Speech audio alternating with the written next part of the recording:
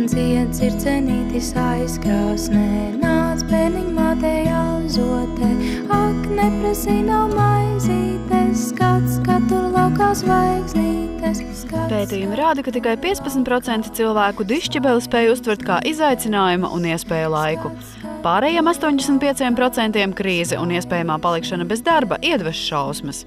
Un tomēr, ja ģimenes kāris bezdarbs, bēdāšanās un raizēšanās ir sliktākais sabiedrotais. Nesēdēt tik dienu no rīta līdz vakaram, ko mēs tagad darīsim, tad viņš 4 sienās. Ir vienkārši jāsaņemās, jāiet ārā no mājas, jāsatiek citi cilvēki varbūt. Ne tie, kas ikdienu bija sastopami darbā. Kad cilvēkam ir pazudis darbs, viņam beidzot ir laiks pievērsties 2 lietām.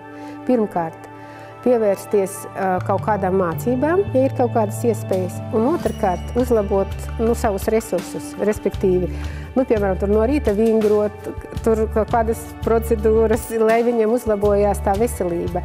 Jo, kā jūs zinat, ja ir tādas depresīvas noskaņas, visa veselība jau arī ļoti bojājās. Psihologi mudina, arī krīzes situācijā nevajag atteikties no mazām dzīves baudām, taču priekšroka jādod nevis mājas ballītei, bet, piemēram, slēpošanai.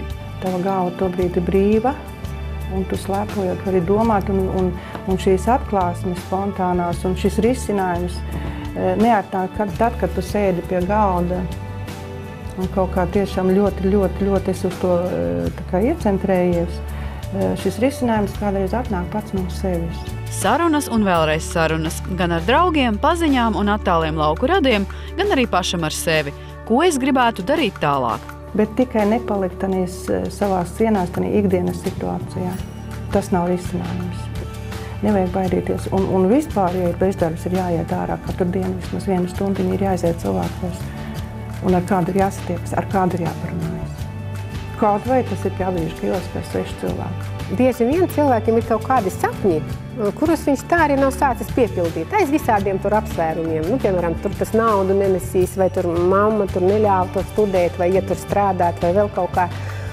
Un faktiski, ja cilvēkam vispār ir kaut kāds sapnis, viņš ar viņu vienkārši, tagad viņam būtu laiks, to sapni realizēt. Kuldīdznieks Aivis ir bez darba, jo strādājot sabeidzis muguru. Šis notikums sakrita ar krīzi, un darbu zaudēja arī viņa dzīvesbiedra Anda. 4 bērnu ģimene ir atradusi vairākus risinājumus. Pirmkārt, sabiedriskie darbi, jeb tā sauktie simtlatnieki. Otrakārt, viņi pārcēlušies uz laukiem un grasās pavasarī iekopt savu dārziņu. Aivis apzinās, ja paliec mājās viens ar savām likstām, situācija nemainīsies. Negribās jau mājās sēdēt, nav patīkami tas. Ir jādara. Aiziet, teiksim, uz to pašvaldības iestādēm ar tiem bezdarbniekiem. Mācies kaut ko. Kaut tā mācības tev, jā. Vismaz kaut kāds papīrs, vairāk, jā. Labi, nenoderēs, varbūt šī brīdī, noderēs vēl. Cilvēks jau ir, zināt, viņš jau visur var izdzīvot. Viņam tikai vajag to radošo sevi aktivizēt, kas ir katrā no mums. Latviešiem laikam ir tas, kad apsēsties un tad nokārt rokas. Es jau neko nevaru. Cilvēki nepadodēties.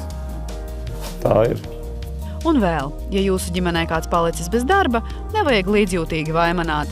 Tā jūs aktivizēsiet viņa vājo pusi, bet cilvēkam šādā situācijā jābūt stipram. Vienkāršākais ieteikums – pagatavojiet savam bezdarbniekam gardu maltīti un pēc tam kopā dodieties cilvēkos. Ilva Everta, Renārs Muskars, Tautas balss.